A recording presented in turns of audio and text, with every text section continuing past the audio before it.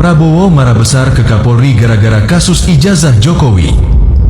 Dan saya berusaha mengkonsolidasikan ini. Saya sampaikan kepada Kapolri. Kapolri, tugas utama polisi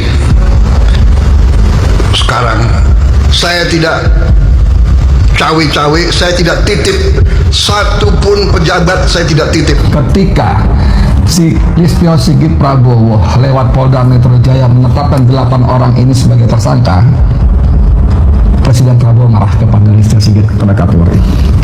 Dan itu saya sampaikan dalam podcast saya. Saya katakan begini waktu itu kalimatnya, kemudian oleh entah siapa dipotong kalimat itu kira-kira 1 menit 2 menit kemudian beredar sangat viral. Saya katakan begini, saya bicara dengan pejabat setingkat menteri.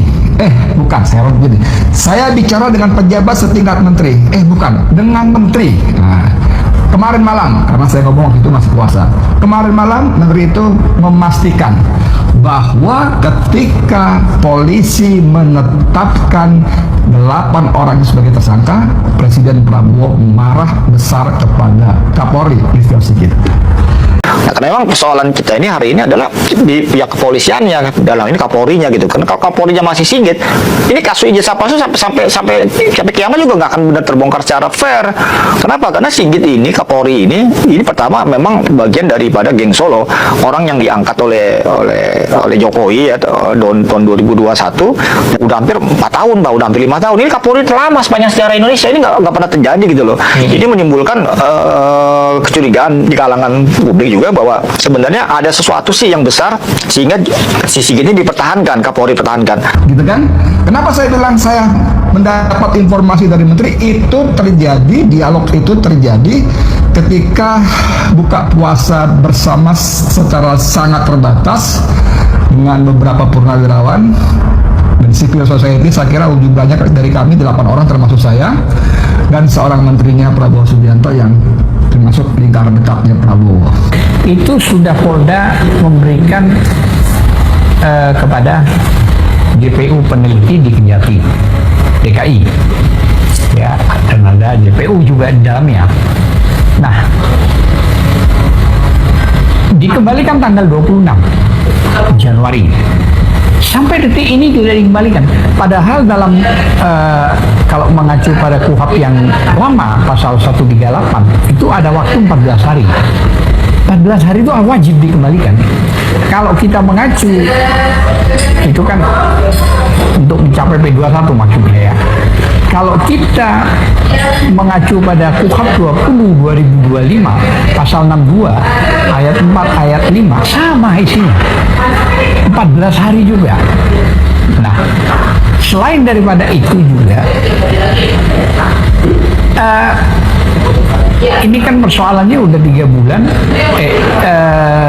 sudah 1 tahun lebih ya, sudah 1 tahun, 3 bulan lebih ya, 3 bulan 100 hari lah kurang lebih ini, sudah melampaui 14 hari, udah 3 bulan, berarti 3 bulan lebih kan, kira-kira begitu ya. Ini kan sudah nggak layak. Mau dipaksakan dari mana? Masa aturan-aturan yang lama 138 yang baru itu pasal 62 ayat 4 dan 5 itu ditabrak oleh Perpol yang di bawahnya jauh, Perkap yang di bawah jauh gitu ya. Itu kan nggak mungkin gitu ya. Selain daripada itu juga ada petunjuk Kejagung nomor 1 tahun 2026. Poinnya adalah di poin 51 sampai 54 kalau nggak keliru. Sama. Batalnya Pak Wisnu Tama ini menjadi duta besar adalah satu lagi pertanda kuat kalau cengkraman Pak Jokowi, kalau cawe-cawe Pak Jokowi di pemerintahan sekarang ini memang sudah berakhir. Pengaruh Pak Jokowi di pemerintahan Pak Prabowo sudah tamat sejak kita tahu Presiden Prabowo melakukan kunjungan diam-diam ke rumah Ketua Umum PDI Perjuangan, Ibu Megawati, di Jalan Teuku Umar, Jakarta Pusat. Sekarang Pak Jokowi tampaknya memang sudah nggak bertaring lagi dan orang-orang dari Pak Jokowi mulai terpental dari pemerintahan, termasuk Pak Wisnu Tama. Bukan Wisnu Tama, seperti yang sudah dapat diduga, ternyata bukan nama Pak Wisnu Tama Kusubandio yang diajukan oleh Presiden Prabowo Subianto buat menjadi calon duta besar kita di Amerika Serikat, salah satu pos diplomasi terpenting di jajaran Kementerian Luar Negeri. Padahal dalam 2 tahun terakhir ini adalah nama dari orang kepercayaan Pak Jokowi inilah yang sering disebut sebagai calon duta besar kita di Washington. Adalah nama Pak Wisnu Tama yang sudah disebut sejak bulan Juli tahun 2023 bakal menggantikan Pak Rosan Ruslani sebagai Dubes AS yang ketika itu dipanggil pulang oleh Pak Jokowi buat dijadikan Wakil Menteri BUMN dan kemudian Kepala Badan Koordinasi Penanaman Modal. Bahkan kalau kita ingat, nama Pak Wisnu Tama ini sudah sempat muncul dalam surat yang diajukan oleh Presiden Jokowi di bulan Agustus tahun 2024 kepada DPR RI sebagai calon duta besar kita di Amerika Serikat buat mengikuti proses fit and proper test di lembaga legislatif tersebut. Tapi, nah ini nih menariknya. Waktu itu tanpa pemberitaan proses fit and proper test ini ternyata tidak pernah dijalankan oleh DPR dan kursi duta besar di Amerika Serikat yang kosong sejak tahun 2023. Sejak ditinggalkan sama Pak Rosan Ruslani, dia masih tetap kosong hingga hari ini. Di hari Rabu lalu, secara resmi Presiden Prabowo Subianto mengajukan calon tunggal duta besar kita untuk Amerika. Menurut informasi bisik-bisik yang didapat sampai syuting ini dilakukan, di hari Kamis malam, orang tersebut adalah mantan Menteri Perdagangan di era pemerintahan Presiden SBY, yakni Pak Gita Wirjawan. Pak Gita bakal mengikuti proses fit and proper test di DPR dan tampaknya bakal mulus disetujui para wakil rakyat buat menduduki pos penting dalam diplomasi kita tersebut. Sebagai catatan, Pak Gita ini pernah juga menjabat sebagai Kepala Badan Koordinasi Penanaman Modal atau BKPM. Dia merupakan sarjana administrasi niaga dari Universitas Texas, Amerika Serikat di tahun 1988. Mendapatkan gelar Magister Administrasi Niaga dari Baylor University di tahun 1989 dan juga gelar Magister Administrasi Publik dari John F. Kennedy School of Government di Harvard University di tahun 2000. Di ranah YouTube, Pak Gita sangat populer dengan konten-konten beratnya yang isinya daging semua serta kontemplatif di podcast Endgame yang dipandunya. Rasa-rasanya Pak Gita memang orang yang tepat buat menduduki posisi duta besar kita di Amerika Serikat dan niscaya dia bakal sanggup membawakan dan memperkenalkan narasi Indonesia kepada publik, kalangan bisnis dan investor, serta komunitas politik di Amerika Serikat.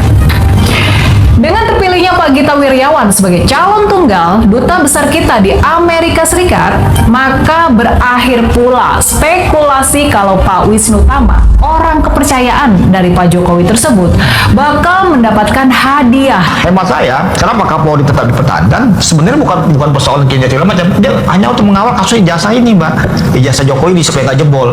Coba bayangkan kalau misalkan Kapolrinya bukan Sigit, mungkin kasus ijazah ini akan jebol. Kalau kasus ijazah ini jebol secara fair, saya yakin memang ijazah Jokowi memang nggak ada. Abang mau menyampaikan bahwa Pak Jokowi menitip pesan agar ada pihak tersangka untuk kasusnya ini. Ya, kan kalau kita lihat daerah kayaknya, misalkan dulu habis kerusuhan itu dulunya Prabowo Presiden itu kan akan gembor-gembor bikin bentuk tim reformasi kepolisian, ya kan, bergulir tuh nama-nama sekian bla bla bla, ya kan. Ujung-ujungnya bahkan Kapolri mendahului Presiden menyiapkan nama-nama 52 orang jenderal itu loh untuk menjadi tim reformasi. Sedangkan Presiden sampai detik terakhir ini, sampai hari ini menurut saya tidak ada lagi yang namanya tim reformasi, pokoknya hilang ditelan bui aja kan gitu loh. Dan kemarin tanggal 4 Oktober kemarin kan Jokowi datang ke Kartanegara ya, ketemu dengan Presiden, katanya sampai 2 jam lebih kan bicara situ, dan makin hilang itu yang namanya tim reformasi yang Prabowo dari kepolisian itu loh, makin hilang. Dan disitulah mungkin mulai bergerak lagi kasus ijazah palsu ini. Ya, halo Sobat Politik, kembali lagi bersama saya di channel ini. Teman-teman, kita sudah menyaksikan bersama bagaimana cuplikan video yang sangat menarik. Dan tentu teman-teman, sebelum kita pada lebih dalam isu panas hari ini, jangan lupa untuk berikan komentar kalian di bawah dan subscribe channel ini teman-teman agar tidak ketinggalan informasi menarik yang kita sampaikan. Nah teman-teman, di cuplikan video kali ini kita membedah sebuah isu panas yang sedang menjadi perbincangan hangat di tengah masyarakat. Nah, di mana teman-teman ada bersih-bersih kabinet dan reformasi Polri di era Presiden Prabowo. Nah, Sobat Politik semua, belakangan ini kita melihat langkah tegas dari Presiden Prabowo Subianto yang mulai melakukan tindakan nyata terhadap orang-orang di dalam kabinetnya yang dinilai tidak sesuai dengan kinerja yang diharapkan untuk memperjuangkan bangsa Indonesia. Nah teman-teman, di beberapa cuplikan video ini ada beberapa poin penting yang disoroti oleh netizen. Yang pertama, adanya evaluasi Kapolri dan reformasi Polri. Nah, di mana masyarakat menyoroti saat ini di mana tuntutan untuk reformasi Polri semakin kencang. Ya, bahkan muncul sorotan-sorotan netizen lainnya yang kabarnya bahwa Presiden Prabowo sedang mengevaluasi jabatan Polri Jenderal Listio Sigit Prabowo. Banyak pihak menilai ini adalah momentum yang tepat untuk melakukan reformasi internal Polri agar kembali ke jalurnya sebagai pelayan dan pelindung masyarakat, bukan sebagai alat politik praktis. Yang kedua teman-teman, adanya pembersihan geng Solo. Nah, publik sedang menyoroti di mana bagaimana satu persatu tokoh yang dianggap sebagai pengikut setia atau peninggalan era Jokowi mulai disingkirkan dari posisi strategis, di mana mulai jajaran menteri hingga institusi kepolisian ini dilihat sebagai upaya Bapak Prabowo untuk membangun kepemimpinan yang lebih independen. Yang ketiga, ketegasan pemimpin. Nah, masyarakat nampaknya mulai memberikan dukungan besar terhadap pemberanian Bapak Prabowo ini. Di mana netizen di kolom komentar banyak yang menyuarakan dukungan agar institusi negara segera dibersihkan dari oknum-oknum yang hanya mementingkan kelompok tertentu demi tegaknya keadilan dan kejujuran di negeri ini. Nah, teman-teman semua, apakah langkah tegas Bapak Prabowo ini murni untuk menegakkan hukum dan keadilan, ataukah ada bumbu politik di baliknya? Yang jelas, tuntutan masyarakat agar Polri lebih akuntabel dan tidak militeristik adalah hal yang tidak bisa ditawar-menawar lagi. Nah, teman-teman, bagaimana menurut kalian? Jangan lupa untuk berikan pendapat kalian di kolom komentar di bawah, dan jangan lupa untuk share, like video ini agar banyak teman-teman kita yang lain juga yang melek akan politik. Nah, di sini teman-teman, di beberapa cuplikan video yang sudah kita saksikan, ada beberapa tanggapan-tanggapan netizen terkait isu polemik ini, dan mari kita kawal bersama teman-teman sehingga kita tahu apa saja isi hati dari teman-teman kita. Teman-teman, di sini sampai oleh teman kita Ezi, sangat lama sekali saya rasa dan menilai para pejabat sekarang sulit dipercaya dan tidak memberi contoh perilaku baik terhadap rakyatnya. Yang kedua teman-teman, disampaikan oleh teman kita Sri Hayanti, iya harusnya pergantian Kapolri dipercepat, bikin malu negara. Ada oknum polisi bisa diperbudak sama mantan pemimpin, yaitu jelas pelecehan konstitusi di mana harga diri penegak hukum. Kita lanjut teman-teman, sampai ke Real Gamal, mana berani Prabowo mengganti Kapolri Listio Sigit tanpa izin restu dari Jokowi sebagai gurunya Prabowo. Ya teman-teman, kita lanjut, disampaikan oleh teman kita Karsono, sebagai presiden harusnya mau mendengar saran dan kritik dari masyarakat Indonesia. Di Korup Tribrara masih banyak pangkat. Komjel Pol yang cerdas dan berwibawa, berintegritas, di bawahnya Jenderal Listio Sigit Prabowo. Segera Kapolrinya geng Solo diganti. Korupto Tribraka saat ini di mata masyarakat benar-benar sudah bobrok. Bobroknya lagi Kapolri, Basekrim, Polri atau penyidik di Polda Metro Jaya dan Kapolda yang terang-terang jadi member melindung kejahatan pemalsuan dokumen negara ijazah UGM yang dilakukan oleh Joko Widodo. Ya teman, kita lanjut, disampaikan oleh teman kita Mbah Hudi, berapa kali omon-omon Kapolri mau diganti sampai muak mendengarnya. Apa sudah berani mengganti? Ya teman-teman, kita lanjut disampaikan oleh teman kita Jack aja. Semoga Kapolri segera secepatnya diganti Pak Prabowo. Kapolri yang sekarang ini Kapolri mati mental. Pak Priyono juga memberikan komentarnya, ya mana berani Presiden Prabowo ganti Kapolri, takut sama Jokowi karena tanpa cewek-cewek Jokowi, Prabowo tidak akan menang dalam Pilpres 2024. Nah teman-teman, kita lanjut disampaikan oleh teman kita Hendra Siregar, kalau Prabowo tidak mengganti Kapolri berarti Prabowo telah membiarkan rakyatnya hidup di dalam ketidaknyamanan karena kebobrokan akhlak kepolisian ini bawa kepemimpinan Listio Sigit. Ya teman-teman, kita lanjut disampaikan oleh teman kita Yayuku Jaiti, harusnya Pak Prabowo copot Kapolri Sigit. Dia tangan kanan Jokowi pembohong ijazah palsu. MJU berkomentar, Jokowi sekarang sudah tak presiden. Aku heran, boleh Jokowi arahkan penyidik Polda keluar SP3?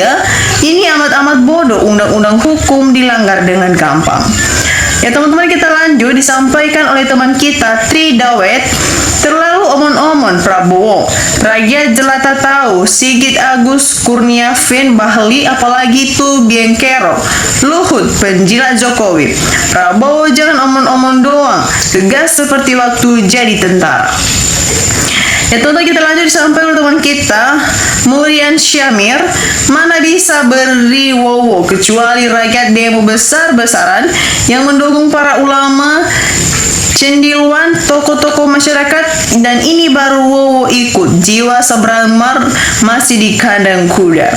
Ya teman-teman, kita lanjut disampaikan oleh teman kita Dodianto, jangan omon-omon aja presiden, buktikan, berhentikan Listio Sigit, Bahlul, Lisha, semua menterinya Jokowi.